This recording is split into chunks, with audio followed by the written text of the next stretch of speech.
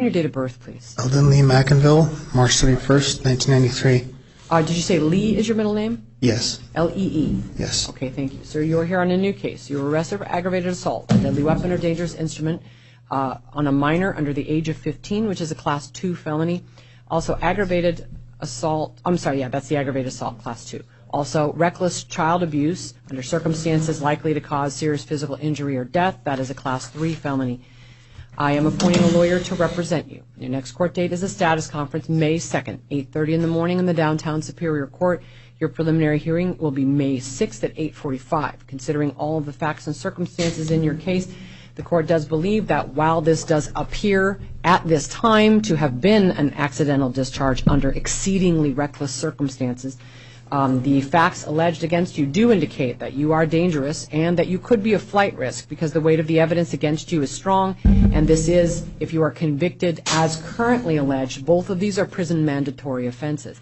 For those reasons, bond is set in your case at $50,000, that is cash only, and if you post it, you have written release conditions you're ordered to comply with, which include no going to the scene of the alleged crimes, no contact with the alleged victim. That I know she's your daughter, but you may not have contact with her while the case is pending, even if she contacts you first. You may not possess any weapons, no drugs without a valid prescription. You must find another place to stay. Bring proof of that to your next court date. You have to obey the terms of any order of protection that is served on you.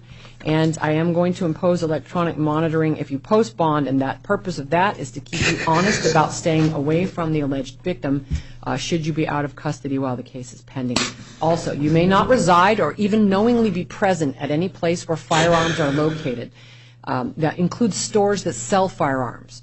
You must surrender all firearms in your possession to a local police agency within 24 hours of any release from jail and provide proof to the court at your next court date. You'll sign for the clerk. He'll give you paperwork for... May I speak? Yes. Please. I'm going to give you a warning. Let me give you the Miranda warning. I know.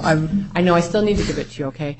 You have the right to remain silent in a criminal case. And while you do have the right to speak at this hearing, if you don't want to say anything about what's being alleged against you, I'm not going to hold that against you. But you need to know that if you choose to talk about what happened or what you are being accused of, that you're doing that voluntarily, and this hearing is being audio and video recorded, so that if you choose to talk about the facts in your case, it could be used against you. And that's either now or at any later hearing that does include your trial in this case. Do you understand the warning that I just gave you? I do. Okay, what did you want to say about conditions of bail or release? Okay, my wife, they're forcing her to go on FMLA. We have a home, my family, we're already penny pinching everything. I just want to help my family. That's all I want to do. I understand what's going on. I understand now as to what's going on, but... Answer. I think you need to talk to your lawyer about any motion to modify these release conditions. This court set approximately 1/5 of what I would have set if it appeared that you had done this intentionally. Intentionally would get you $250,000 cash bond at least. So I have already taken into account the idea that this may have indeed been simply reckless and not intentional. That being said, I do believe that there is ample evidence to show that you could pose a risk to people in the community and that you could be a flight risk on these prison mandatory offenses.